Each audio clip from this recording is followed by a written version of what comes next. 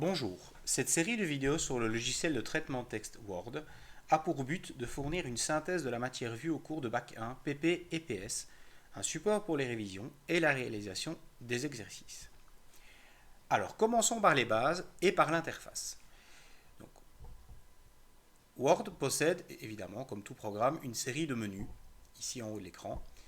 Le menu Fichier vous permet de réaliser toutes les opérations classiques sur les fichiers, ouvrir, nouveau, enregistrer, enregistrer sous, imprimer, et aussi exporter en PDF. Donc c'est ici que ça se fait. Le menu Accueil est le menu de travail classique de Word, où vous avez les menus police, paragraphe et style. Donc on va évidemment travailler régulièrement avec ces deux menus, police et paragraphe. Donc ce qu'on appelle le bandeau en Word, c'est la zone ici contenant les outils se rapportant à un menu principal. Donc le menu insertion.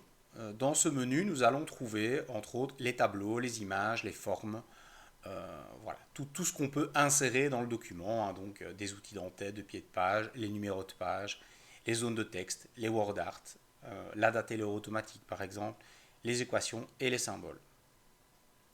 Le menu mise en page est un menu très important parce qu'il contient, entre autres, la configuration des marges, l'orientation du document, portrait ou paysage, la taille du document, donc par défaut A4, la mise en colonne et les sauts, donc que l'on verra dans la vidéo sur le module 2. On trouve aussi une extension du menu paragraphe qui nous permet d'accéder rapidement aux retraits et aux espacements, donc que l'on détaillera juste après.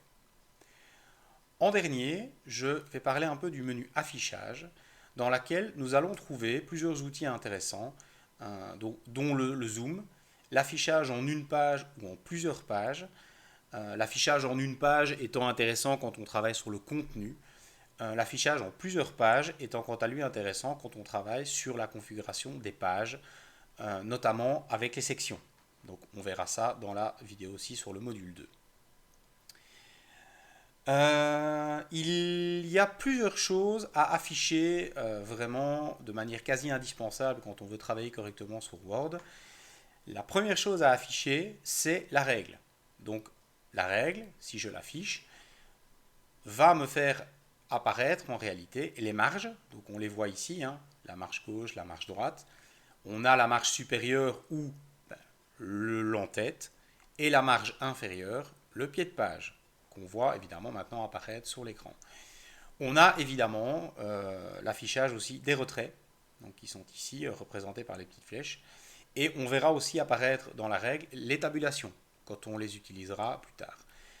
Quand on fera par exemple des mises en colonne, eh bien, on verra apparaître aussi eh bien, les différentes colonnes sur la règle. Donc c'est vraiment un outil très important à afficher. Le deuxième outil se trouve dans Accueil et se nomme les caractères non imprimables. Donc on va afficher tout ce qui sert à la mise en page mais qui ne s'imprimera pas dans le document final sur papier par exemple ou en PDF. Donc tous ces caractères se trouvent ici. Dans le menu paragraphe, il est nécessaire d'activer ceci. Alors généralement c'est un outil qui est peu utilisé ou carrément détesté parce que on estime que voilà, il gêne plus la vision qu'autre chose. En réalité, c'est un outil extrêmement puissant et qui permet eh bien, de facilement comprendre pourquoi une mise en forme se passe mal. Donc personnellement, je ne suis pas capable de travailler sans et je vous recommande vivement d'apprendre à travailler avec cet outil activé en permanence. Ça vous aidera énormément. Alors de manière encore plus générale, et donc après on passera à un exemple, on peut mesurer la qualité de la maîtrise du traitement de texte en regardant simplement la quantité de caractères non imprimables se trouvant dans un document. Plus il y en a, et s'ils sont mal utilisés, eh bien ça risque d'avoir des conséquences sur la qualité de la mise en page et sur la facilité d'ailleurs de la mise en page. Donc on verra ça évidemment tout de suite dans un petit exemple. Je vais reprendre le texte de contre-exemple vu au cours et on va illustrer cela tout de suite.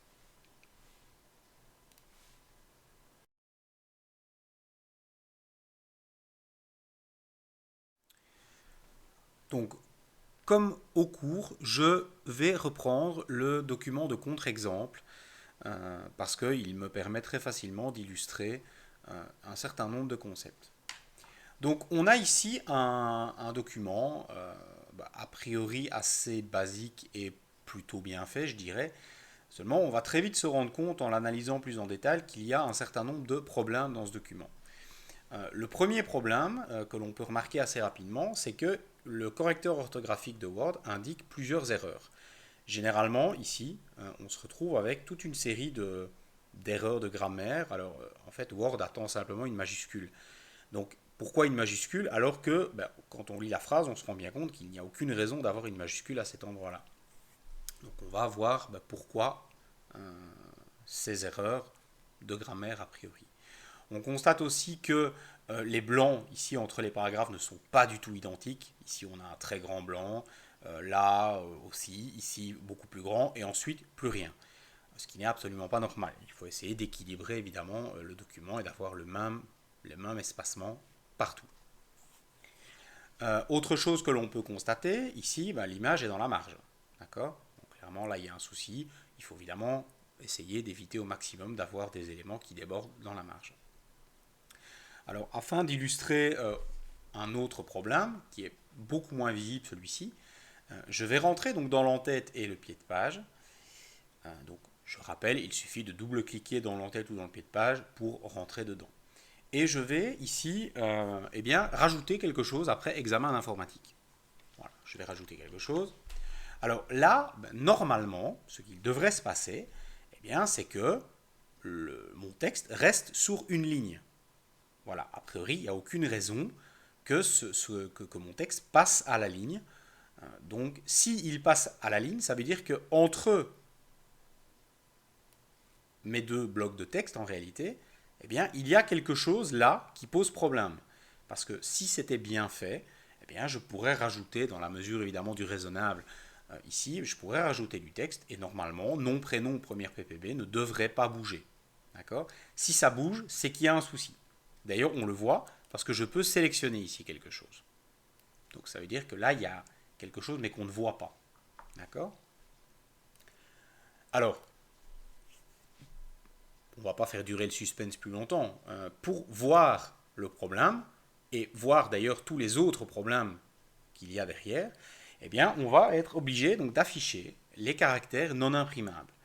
Donc, ce dont je vous parlais dans la première partie de cette vidéo. Donc, je vais afficher les caractères non imprimables et on va voir ce qu'il se passe. Alors, comme je l'ai dit dans la première partie, une bonne manière de voir la qualité d'une mise en page et de la maîtrise du traitement de texte, c'est de voir la quantité de caractères non imprimables qui se trouvent dans un document. Et ici, on va tout de suite se rendre compte qu'il y en a beaucoup des caractères non imprimables et beaucoup qui ne servent en fait à rien, à part nous embêter dans ce cas-ci. Alors, si je prends mon en-tête, là, on se rend compte tout de suite du premier problème. C'est qu'en réalité, ce qui apparaissait tout à l'heure comme étant vide, en fait, ne l'est pas du tout. C'est-à-dire qu'ici, on a toute une série de caractères non imprimables, donc de petits points, en fait. Ces petits points correspondant chacun à un appui sur la barre d'espace. Vous voyez, à chaque fois que j'appuie sur la barre d'espace, je crée un petit point qui ne s'imprimera pas, évidemment, mais qui existe. Voilà. Donc c'est avec ça que la personne qui a tapé ce document a essayé de pousser son texte vers la droite ou d'aligner en fait son texte vers la droite. Donc évidemment, ça c'est totalement interdit. On ne peut en aucun cas aligner du texte verticalement en utilisant la barre d'espace. Ça c'est vraiment interdit, ça pose énormément de problèmes. Donc on verra après comment corriger ça. Mais pour le moment, je vais le laisser comme ça. Donc j'ai enlevé en fait tous les caractères non imprimables qui ne servaient à rien et qui m'embêtaient en fait. Donc là, on voit que j'ai laissé uniquement les caractères non imprimables, donc les petits points, entre les mots. D'accord ? Donc c'est une règle qu'on établira par la suite. La barre d'espace ne peut servir en fait qu'à séparer deux mots. Et c'est tout. Donc j'en ai fini pour l'entête. Alors maintenant, qu'est-ce qu'on peut remarquer d'autre ? Pourquoi est-ce que ici, j'ai un blanc très important alors que ailleurs je n'en ai aucun? Eh bien tout simplement parce que on a ici un symbole qui est extrêmement important en traitement de texte, qui est le symbole de fin de paragraphe. Alors, qu'est-ce que c'est qu'un paragraphe? Eh bien, en français, de manière générale, un paragraphe, c'est un bloc de texte qui, d'une ou plusieurs phrases, qui, parle de la même chose, donc qui se rapporte au même concept, par exemple. En traitement de texte, un paragraphe, eh bien, c'est simplement ce qui résulte de l'action d'entrer sur Enter. Donc de taper Enter au clavier. Chaque fois que je tape Enter au clavier en traitement de texte, je crée un paragraphe. Donc vous voyez, voilà. Là, je crée toute une série de paragraphes, mais qui sont vides. C'est-à-dire qu'il n'y a aucun texte dedans, mais le paragraphe, lui, existe. Alors, une deuxième règle eh bien, qu'on va essayer d'éditer ensemble, c'est eh bien, il faut essayer au maximum dans un document de ne pas avoir justement de paragraphes comme ça, vides. Alors, une des raisons les plus courantes pour créer des paragraphes vides, ben, c'est pour séparer les paragraphes. Pour faire ce que moi j'appelle des blancs entre les paragraphes, donc de séparer les paragraphes, de laisser un blanc entre eux. D'accord? Donc ça, c'est quelque chose qu'on va essayer d'éviter au maximum. C'est pas qu'on ne peut pas le faire, mais il faut vraiment essayer d'éviter au maximum de créer des paragraphes vides. D'accord? Alors on verra évidemment après comment faire ces blancs. D'accord? Alors, on peut comprendre aussi assez aisément maintenant ben, pourquoi est-ce que Word m'indique ici qu'il y a une erreur de grammaire. Donc lui, il attend une majuscule en fait ici. D'accord? On se rend compte assez rapidement maintenant du pourquoi. Eh bien, tout simplement parce que ici, on a voulu forcer ben, le passage à la ligne de foudre. Hein. Donc voilà, là, on a un symbole de fin de paragraphe qui n'a aucun sens parce que le paragraphe, lui, ben, c'est tout le bloc de texte ici. Ça, c'est un paragraphe. Il n'y a absolument aucune raison d'avoir ici eh bien, un paragraphe. Voilà. D'accord? Et donc, on voit que le texte eh bien, passe très bien à la ligne tout seul. Il n'y a pas besoin de lui forcer la main. D'accord? Word est assez bien fait pour se rendre compte ben, quand il doit passer évidemment du texte à la ligne. Et donc là, on voit que eh bien, l'erreur de grammaire disparaît. Alors, je vais régler tout de suite le problème de l'image. Hein, voilà, je vais simplement la déplacer. Eh bien, voilà, je vais l'aligner sur les marges hein, pour pas qu'elle se retrouve ici dans la marge gauche. Alors, on se rend compte aussi ici eh bien, d'une série assez incroyable de petits points. Donc, ça veut dire que là, on a inséré toute une série de tapotages sur la barre d'espace, si on peut dire ça comme ça. Et vous voyez qu'il y en a un paquet. Hein. Voilà. Donc, tout ça, évidemment, peut être supprimé. Ici aussi, on en a toute une série. On se demande d'ailleurs même pourquoi. Voilà. Alors, si on continue, eh bien, on se rend compte ici qu'on a le même problème que dans le paragraphe ici surligné en orange. Hein. C'est-à-dire, on a toute une série de paragraphes qui ne servent à rien. Donc ici, celui-là ne sert à rien. Parce qu'il sert uniquement à créer un blanc, ce qui n'est pas son rôle. Hein. Et donc, on continue ici à avoir le même souci que tout à l'heure. Hein. On voit que on a de nouveau des erreurs de grammaire. Pourquoi? Parce que ici, on a mis un paragraphe qui ne servait à rien. Là, on a voulu forcer un passage à la ligne. C'est pas du tout le but. Hein. On n'en a absolument pas besoin. C'est une phrase continue. Hein. Donc, dans le courant d'après-midi, une ligne d'averse venant de France est associée à une dépression. Voilà, il n'y a pas besoin de la fin de paragraphe à cet endroit-là. Si on continue, pareil. Hein. Au nord et au sud de cette ligne, les vents ont soufflé dans les directions opposées. Donc voilà, on peut supprimer ce paragraphe et refaire l'espace entre les deux mots. Voilà. Donc là, on se retrouve avec un bloc de texte voilà, qui est maintenant continu. Et on n'a plus d'erreur de grammaire. Alors ici, petite erreur certes moins grave, mais qui me permet donc de montrer un autre type de caractère non imprimable, qui est donc cette flèche que vous voyez là. Alors cette flèche représente une tabulation. D'accord? Alors, les tabulations sont très très utiles dans un document Word, principalement pour aligner des choses verticalement sur une même ligne. Ici, elles ont été utilisées pour faire ce qu'on appelle un alinéa hein, ou un retrait de première ligne. Alors, c'est pas qu'on ne peut pas le faire avec une tabulation, mais il y a un outil dédié à ça, qui s'appelle le retrait de première ligne, Donc on verra dans la troisième partie de cette vidéo, quand je détaillerai les menus police et paragraphes. Ensuite, si on continue à descendre, on se retrouve ici avec un blanc, donc qui est inutile.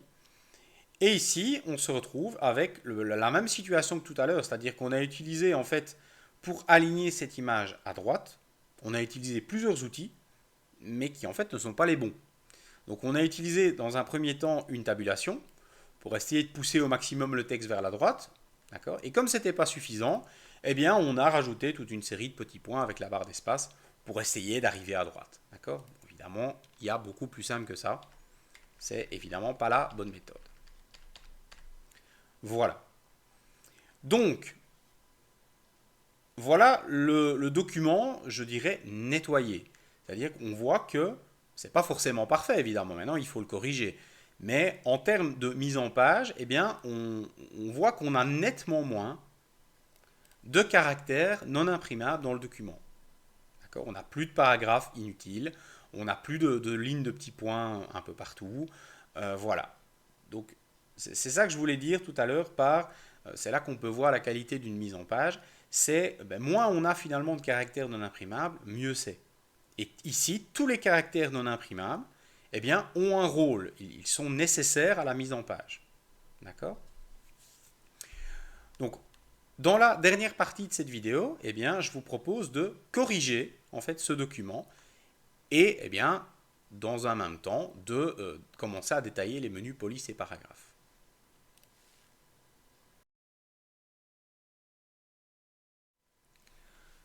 Je vous propose maintenant de corriger ce document à l'aide des outils appropriés cette fois-ci. Donc, nous allons retourner dans l'entête et dans le pied de page, en double-cliquant dedans, je rappelle. Et même si je le détaillerai plus tard, nous allons utiliser ici une tabulation. Alors, ces tabulations existent par défaut dans les entêtes pied de page, donc il n'y a pas besoin de les créer, elles sont là vraiment par défaut. On apprendra bien plus tard à créer nous-mêmes des tabulations pour faire des mises en page particulières. Ici, je vais simplement utiliser ce qui existe de base dans un document Word. On n'a vraiment pas besoin de plus. Donc, dans un en-tête pied de page, eh bien, on a la possibilité d'aligner un morceau d'une ligne à droite ou au centre.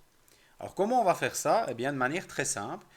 Moi, ici, le but, c'est de mettre, donc de pousser nom, prénom, première PPB à droite.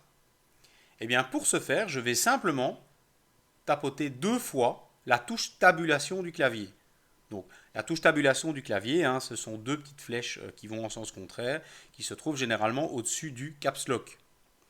Et donc, en tapotant 2 fois, une fois, 2 fois, vous voyez que la première fois, mon bloc de texte ici, c'est centré, et la deuxième fois, c'est aligné à droite.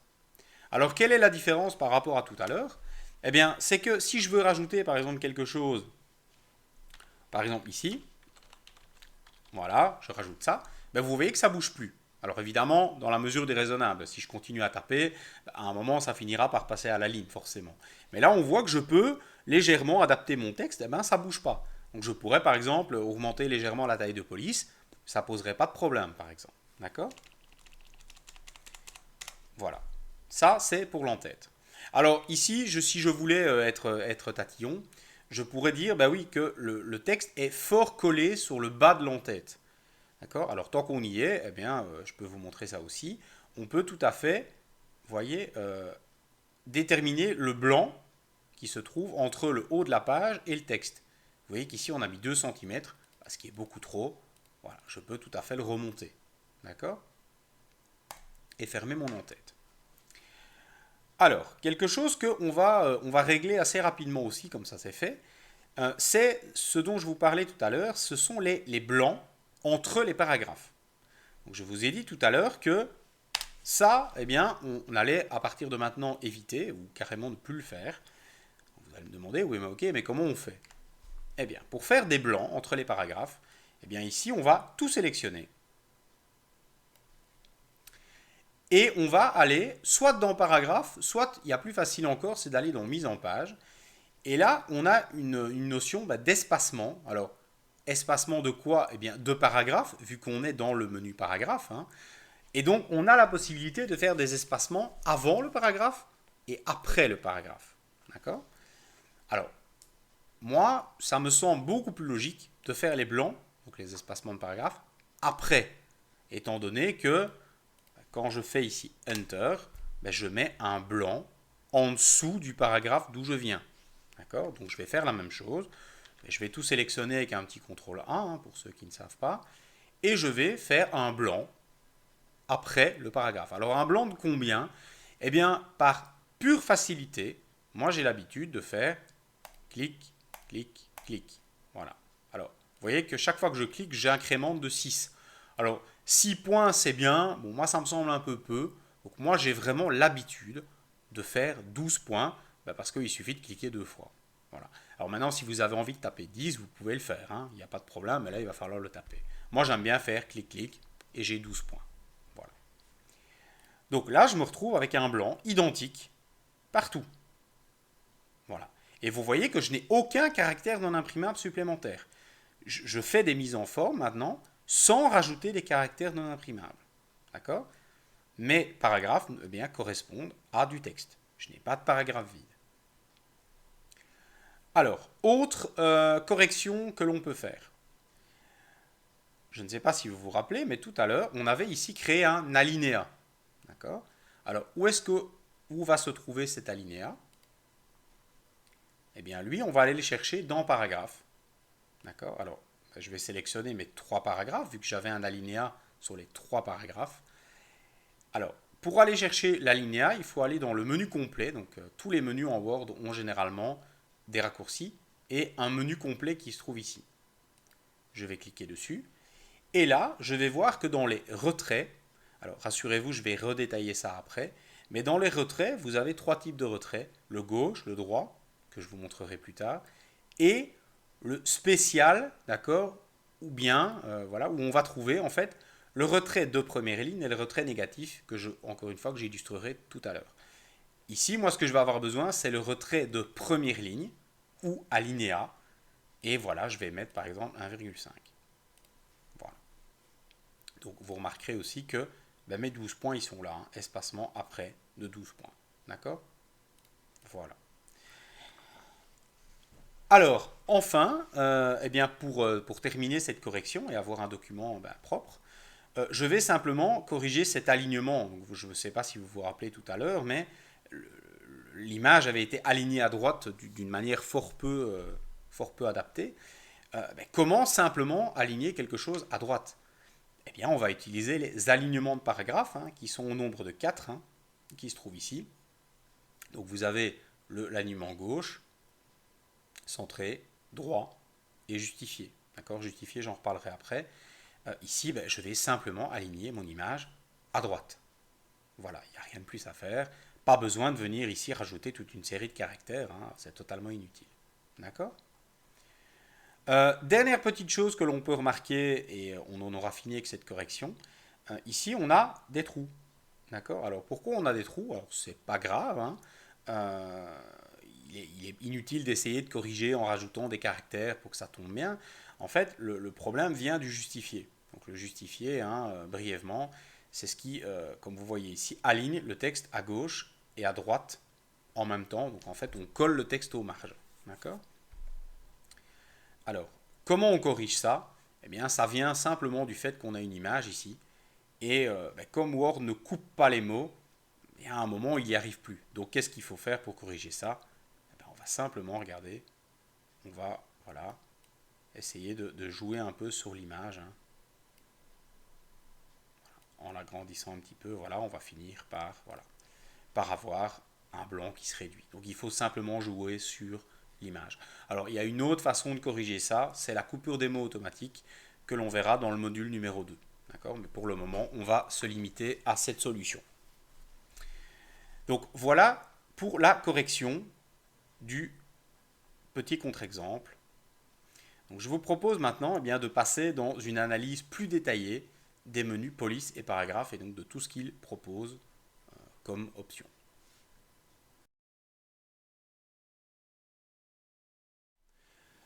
Voilà, donc pour illustrer plus en détail les menus police et paragraphe, j'ai pris ici eh bien, quelques paragraphes de texte. Hein, donc vous voyez que j'en ai 3. Hein, j'ai 3 paragraphes de texte. Hein, sans aucune mise en forme. Donc là, je suis vraiment dans la mise en forme par défaut de Word.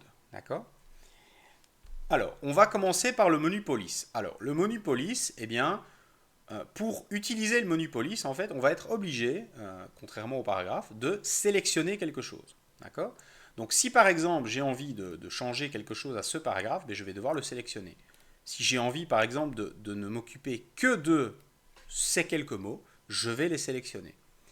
Et donc, tout ce que je vais utiliser maintenant dans le menu police, eh bien, va s'appliquer uniquement à ma sélection. D'accord? Donc voilà, je vais prendre ici par exemple tout mon paragraphe et je vais par exemple changer la police. Voilà, d'accord? Je change la police, je peux changer la taille. Voilà, donc la taille en Word, hein, la taille de police s'exprime en points, PT en points. D'accord? Ça aura son importance par après. Donc vous voyez que je peux ici diminuer la taille, augmenter la taille, voilà. Alors je vais remettre une police qui est moins, voilà, qui est moins grande et moins grasse. Hein, on verra, ça sera plus facile par après.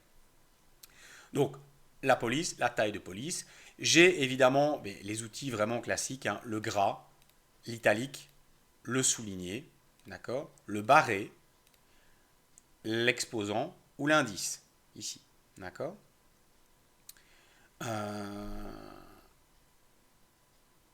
Ici, on a le surlignement, la couleur du texte, d'accord. Et comme d'habitude, si on va dans le menu complet, hein, on a encore quelques petites options en plus, du genre petite majuscule et majuscule, qui permet de mettre un texte en majuscule sans le retaper. D'accord. On peut même aller jusqu'à un soulignement. Donc voilà, si je veux souligner, par exemple, en tiret et mettre un soulignement rouge, eh bien, vous voyez que je peux le faire. D'accord. Ce n'est pas forcément très très utile dans la pratique, mais pourquoi pas. D'accord. Alors, j'en profite aussi avant d'oublier pour vous rappeler que, et c'est vraiment très important, que si je commence maintenant à faire une mise en forme ici, donc par exemple, je vais mettre du gras et en rouge. D'accord. On va faire très simple. Si je fais une mise en forme et que je fais un nouveau paragraphe, d'accord, qu'est-ce qu'on remarque? Eh bien que tout ce que j'ai fait dans le paragraphe ici précédent s'applique dans le paragraphe suivant. Alors c'est très pratique, vous allez me dire oui et non. Alors c'est très pratique parce que là, si je veux continuer à taper en rouge, bah oui, ça marche très bien. Par contre, si maintenant je n'avais pas envie que je souhaite repasser en noir, bah, qu'est-ce que je vais devoir faire? Eh bien, je vais devoir retourner et resélectionner, annuler ici, voilà, et revenir en noir. D'accord? Alors, certes, c'est pas très contraignant, mais imaginez de devoir faire ça si par exemple vous avez barré, mis en gras, changé la police, voilà. Donc, c'est une des règles aussi qui va être très importante à appliquer quand on fait du traitement de texte, c'est de faire ce genre de mise en forme, c'est-à-dire d'aller mettre du rouge par exemple ou du gras, eh bien, on ne le fait pas tout de suite. En fait, on tape son texte au kilomètre. Voilà, donc par exemple, si j'annule tout, hein, je vais prendre un exemple, voilà. Je vais vraiment revenir dans un mode totalement par défaut, voilà. Imaginons, j'aimerais bien voilà, mettre un titre ici, un petit titre, hein, voilà, titre 1 par exemple. Eh bien, avant de faire cette mise en forme, donc d'aller taper, d'aller mettre du gras, d'aller mettre du rouge, je vais m'assurer que je n'ai pas besoin de taper du texte en dessous. Parce que si j'en ai besoin, qu'est-ce que je vais faire? Je vais écrire titre 1 par défaut, je vais faire Enter, je vais taper par exemple ma suite, et quand j'aurai tout fini, quand j'aurai tout mon texte, eh bien là je vais venir ici et faire par exemple mon gras, rouge, souligné par exemple. Voilà. D'accord? Comme ça, j'ai pas de problème. Je peux aller faire d'autres mises en forme plus bas. J'aurai pas à annuler ce rouge, ce soulignement. D'accord? Donc c'est vraiment très important de penser au maximum à taper son texte au kilomètre. C'est le nom qu'on donne à ça. Hein. Donc de taper vraiment un texte sans mise en forme avant de faire des mises en forme. D'accord? On va vraiment du plus général au plus particulier. D'accord? Donc mettre mon texte ici en gras souligné, c'est quelque chose de très particulier. Donc je vais le faire le plus tard possible. D'accord? Donc voilà, ça c'est pour le menu police. D'accord? Donc quelques options évidemment très importantes. Et donc je rappelle que pour utiliser le menu police, il faut sélectionner quelque chose. Alors, le menu paragraphe, lui, il n'y a pas besoin de sélectionner. Parce que tout ce qu'on va faire là va s'appliquer à tout le paragraphe. D'accord? Donc, qu'est-ce qu'on va trouver dans le menu paragraphe?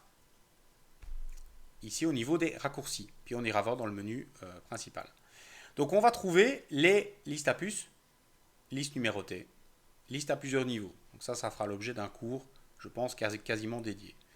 On a les retraits et donc, donc on diminue un retrait gauche. Hein.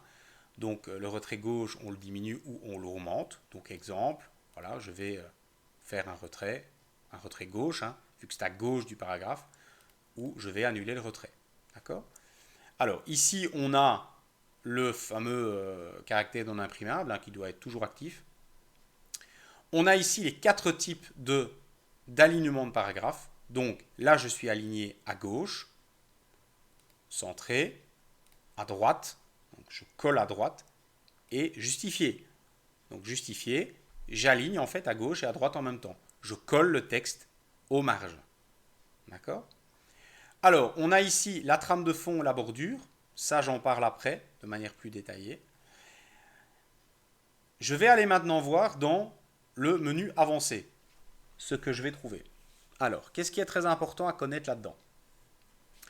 On a ici le retrait gauche, le retrait droit. Donc, si par exemple je fais un retrait gauche d'1 cm et un retrait droit de 2 cm, voilà ce que ça donne. Donc le retrait gauche se met à gauche du paragraphe, le retrait droit se met à droite. D'accord? Alors, voilà, je vais laisser par exemple ce retrait ici au-dessus. Je vais, voilà, ici je vais l'annuler par exemple, voilà, je vais retirer le retrait. J'ai aussi le retrait, donc les retraits spéciaux, d'accord? Alors, si je prends par exemple ce paragraphe-ci, donc vous voyez que je ne sélectionne pas, je vais prendre que celui-là, et je vais lui appliquer un retrait de première ligne, je sais pas, de 1,6 cm. Donc ça, c'est ce qu'on a vu tantôt, c'est l'alinéa, d'accord? Si je fais la même chose sur le dernier paragraphe, mais que j'applique le retrait négatif, alors qui en pratique est très peu utilisé, je vous l'accorde, mais comme ça, au moins, vous le connaissez, ça, c'est un retrait négatif. D'accord? Donc là, en fait, on fait l'inverse. On décale tout le paragraphe vers la droite, sauf la première ligne. Okay? C'est exactement l'inverse du premier là au-dessus. Alors, qu'est-ce que j'ai d'autre dans le menu paragraphe? Eh bien, j'ai les espacements. Donc, eh bien, comme tout à l'heure, hein, l'espacement avant. Alors, vous voyez que les espacements sont en points. Donc, ça veut dire que ici, 8 points, eh bien, c'est l'équivalent d'un morceau de texte mis en police taille 8 points. Donc ici, j'ai par défaut, vous voyez, un espacement de 8 points. Okay, bon, ce qui est très bien, hein, voilà, il n'y a pas de souci. Alors l'interligne, qu'est-ce que c'est? Eh bien, c'est l'espacement des lignes d'un même paragraphe. Alors, petite, je ne vais pas dire une convention, mais ce qui est simple, vous n'avez aucun interligne. Alors ça, c'est bien pour un titre, par exemple. Voilà. Si je prends tous mes paragraphes et que je fais un interligne simple, voilà ce que ça donne. Alors, c'est un peu collé, d'accord? Alors, ce qu'on va peut-être vous demander dans vos travaux, c'est de faire un interligne, par exemple, d'1,5. Voilà. Alors, ça, c'est un peu grand, mais ça peut avoir comme intérêt, eh bien, de venir faire des annotations entre les lignes, par exemple. Donc, si vous voulez un interligne entre les deux, entre le simple et le 1,5, eh bien, vous allez être obligé d'utiliser multiples. Et là, par exemple, eh bien, on va... Alors, multiple, c'est en pourcentage. Hein. Donc, on va taper, par exemple, 1,2. Donc, qu'est-ce que ça veut dire? Eh bien, je fais un interligne eh bien, de 20% supérieur à l'interligne simple. 1,2. D'accord? Pas 1,2, hein, 1,2. Voilà, ça, c'est 1,2. OK? Donc, ça, c'est ce qu'on appelle un interligne. Donc, j'en ai fini pour le moment pour paragraphe. Les tabulations, on verra ça bien plus tard. Voilà, voilà. Donc, dernière partie de cette vidéo. Nous allons parler des bordures et des trames de fond. D'accord? Alors, vous avez ici, comme d'habitude, des raccourcis. Ok, donc là, voilà, si je veux simplement mettre mon paragraphe en surlignement bleu, voilà, je fais ça, ça va tout seul. D'accord? Aucune couleur. Alors, moi, ce que je vais faire, c'est analyser le menu ici, bordure et trame. Donc, tout ça, ce sont des raccourcis, hein, ok, comme d'habitude. Moi, ce qui m'intéresse, c'est le menu complet. Alors, je vais prendre bordure et trame.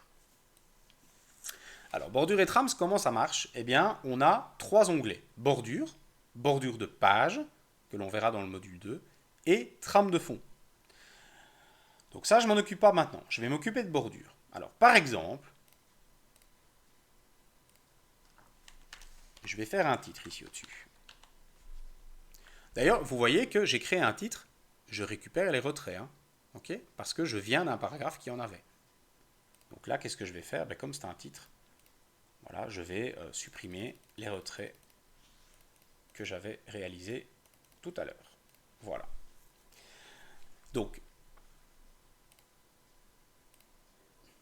je vais ici créer une bordure toute simple. Alors, la bordure, je vais par exemple faire un encadrement. Donc ça veut dire que je vais encadrer le texte, hein, tout le paragraphe avec une bordure. Donc vous voyez que je peux aller changer, par exemple ici mettre une bordure double, je peux mettre, je ne sais pas moi, du rouge, et je peux tout à fait augmenter l'épaisseur. Ok? Donc vous voyez que tant que je suis ici dans un type encadrement, tout ce que je vais changer là va s'appliquer automatiquement ici. J'ai pas de souci, hein, voilà. Euh, ma bordure s'encadre bien partout. Donc je vais faire OK. Donc voilà une bordure toute simple, une bordure donc dite au paragraphe, parce qu'elle s'applique à tout le paragraphe en tenant compte des retraits. D'accord? Alors, je vais refaire la même chose, mais j'aimerais bien ne pas encadrer complètement. D'accord? Donc c'est quelque chose qu'on peut utiliser par exemple pour un titre, pour surligner un titre. C'est beaucoup plus joli que souligner par exemple ici. Donc je vais refaire pareil, je vais retourner dans bordure et trame, et je vais refaire un encadrement. Voilà, je vais refaire une bordure double, hein, je vais la faire un peu plus grosse pour qu'on la voit bien. Et là, ce que je vais pouvoir faire, c'est supprimer les trois bordures ici, donc la gauche, la droite et la supérieure, et ne laisser que l'inférieure. Donc ça va donner ça. Ok? Alors, par contre, petite astuce, c'est qu'à partir du moment où je fais une bordure qui n'est plus encadrée, je passe dans un mode qui s'appelle personnaliser.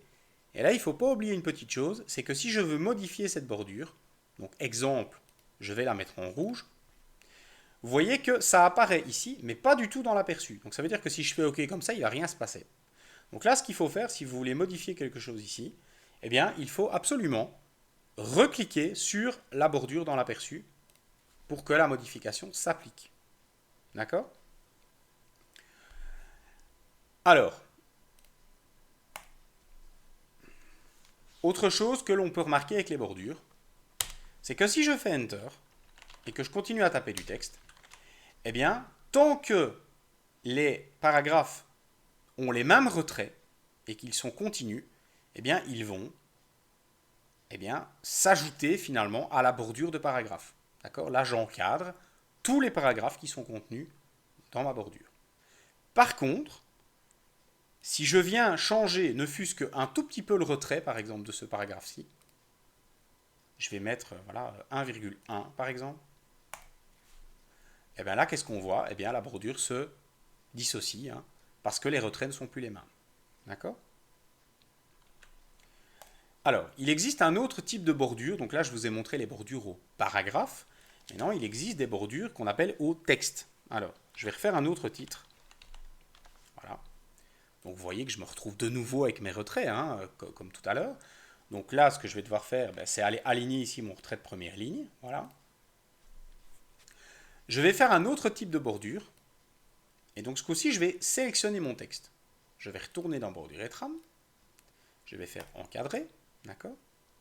Je vais faire une très grosse bordure pour qu'on la voit bien.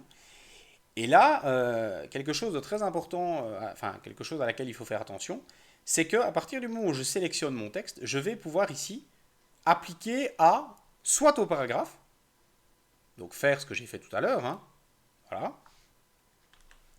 Soit, je vais pouvoir appliquer la bordure au texte. Et dans ce cas-là, voilà ce que ça va donner. D'accord? Alors, ce qui est important à comprendre aussi, c'est qu'on peut avoir une bordure au texte et au paragraphe en même temps. Alors, c'est inutile en pratique, mais malheureusement, Word permet de le faire. Donc, ça veut dire que, par exemple, si je me trompe, eh bien, il va falloir enlever la bordure au paragraphe avant d'ajouter la bordure au texte. Sinon, on va avoir les deux en même temps. Alors, ce principe-là s'applique de la même façon, par exemple, pour les trames de fond. Donc, si par exemple, je vais faire un encadrement à mon paragraphe, je vais aller dans trame de fond. Alors là, il y a deux façons de faire une trame de fond. Soit on utilise remplissage, soit on utilise trame. C'est un peu la même chose, hein. Le truc, c'est de ne pas utiliser les deux en même temps. Donc par exemple, voilà, je vais faire un gris comme ça. Je vais l'appliquer au paragraphe ou au texte. Il faut faire attention. On peut très bien avoir une bordure au paragraphe et une trame de fond au texte. Ça, c'est inutile, mais c'est possible. D'accord? Donc il faut être logique. Soit on fait au texte, soit on fait au paragraphe. Donc ici, voilà, je vais faire au paragraphe et ça va donner ça. D'accord? Donc si je le fais au texte, par exemple, donc je vais en refaire une au texte, trame de fond, au texte. Il ne faut pas oublier. D'accord? Voilà, ça c'est une bordure au texte. Ok?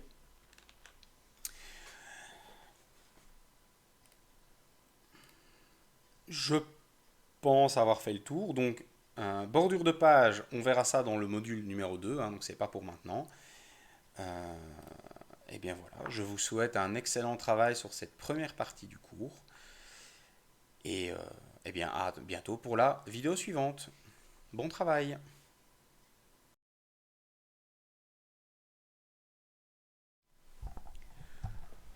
En résumé de cette première partie, je vous propose de faire donc un rapide rappel sur les règles de bonne pratique eh bien, à essayer d'appliquer un maximum quand on travaille en traitement de texte. Donc, la première, c'est le paragraphe. Donc, je rappelle que un paragraphe, hein, donc voilà, ceci, chaque fois qu'on tape Enter, on crée un paragraphe. Donc, en résumé, eh bien, un paragraphe ne peut normalement servir, donc le fait de taper sur Enter, eh bien, ne doit servir qu'à créer un nouveau bloc de texte et non pas à passer du texte à la ligne. Donc, par exemple, ce qu'avait fait la personne dans le document test, hein, donc de faire ceci par exemple, dans le contre-exemple, ça ne marche pas du tout. Ça ne peut évidemment pas servir à créer des espaces entre les blocs de texte. Donc voilà, imaginons je veux faire ceci, d'accord? Imaginons je voudrais laisser un blanc plus important, ben, il faut éviter de faire ça. Alors encore pire, ne surtout pas faire ce genre de choses. Donc, imaginons, je voudrais voilà, mettre par exemple ce bloc de texte à la page suivante. Évidemment, c'est une horreur hein, d'un point de vue mise en page. Il ne faut surtout pas faire ça. Donc, on reverra évidemment ça dans le prochain module. Mais je peux déjà vous montrer ici. Donc, si vous voulez faire ce genre de choses, eh bien, il est important d'utiliser non pas tout des enter, mais un saut de page. Donc on le reverra plus tard, hein, mais voilà, c'est évidemment comme ça qu'il faut faire cette action. D'accord? On voit qu'on utilise le moins de caractères non imprimables possible. C'est toujours un peu le même principe. Ici, je n'utilise qu'un saut de page au lieu de toute une série d'enter. D'accord? Donc c'est une façon de voir qu'on travaille correctement, c'est qu'on a le moins possible de sauts, de caractères non imprimables. Ok? Donc ça, c'était pour le paragraphe. Alors, pareillement, donc la barre d'espace, je rappelle que si je veux aligner donc, horizontalement quelque chose, ça, c'est interdit. D'accord? Encore une fois, on utilise toute une série de caractères non imprimables, alors qu'en réalité, il suffit de faire ceci. Je n'ai aucun caractère non imprimable, j'en ai moins que tout à l'heure, donc la méthode est meilleure, tout simplement. Alors, de la même façon, très important aussi, toujours essayer de taper le texte Donc avant de faire une mise en forme, je vais prendre un exemple, je vais taper un titre ici. Et ce titre, j'aimerais bien l'encadrer, par exemple, voilà, je ne sais pas, peu importe. Si je fais la bordure tout de suite, donc je vais le faire très rapidement, mais pour que vous compreniez, voilà, je fais ça, j'ai fait ma bordure, et puis ensuite je vais continuer à taper mon texte. Que va-t-il se passer? Quand je vais faire Enter, eh ben, je vais me retrouver avec une bordure, je vais devoir aller ici, annuler ma bordure, voilà. Et encore, vous voyez que ça ne fonctionne même pas bien, parce que j'ai tout enlevé. Donc, très important quand vous travaillez en traitement de texte, vous avez un titre ici, ok, ben vous le mettrez en forme plus tard. Là, vous continuez à taper. Et quand vous avez fini de taper, eh bien là, vous pouvez tout à fait, si vous avez envie, venir mettre en forme votre texte. Voilà. D'accord? Et là, vous êtes tranquille, vous continuez. Il n'y a pas de souci. Donc vraiment, c'est important de ne pas faire de mise en forme tout de suite. Toujours taper le texte avant, le plus possible. D'accord? Ça vous fera gagner du temps. Voilà. Et donc, c'est assez difficile à illustrer ici, mais de manière générale, il faut toujours partir, quand on fait des mises en page, eh bien, de ce qui est le plus général, c'est-à-dire généralement la structure du document, la mise en page au niveau de la page, donc les marges, ce genre de choses, l'orientation, pour aller de plus en plus vers le cas particulier, c'est-à-dire mettre le petit titre là, ou mettre, voilà, par exemple, ceci, je ne sais pas moi, en italique. Voilà. Mais je ne vais pas le faire tout de suite. Je vais taper tout et je vais venir le faire tout à la fin. D'accord? Par exemple, on reverra ça plus tard, mais les numéros de page, c'est quelque chose qui se fait tout à la fin aussi, par exemple. Voilà. Donc il y a un ordre à respecter dans les actions de mise en page que l'on fait. Donc aller toujours du plus général au plus particulier. Donc voilà qui termine cette première grosse partie donc, sur le traitement de texte. Donc dans la prochaine vidéo, eh bien, nous parlerons en détail des sauts, plus précisément du saut de page et du saut de section page suivante. Donc ce sont deux sauts extrêmement importants donc, qui concernent, eux, la structure du document. Voilà, bon travail!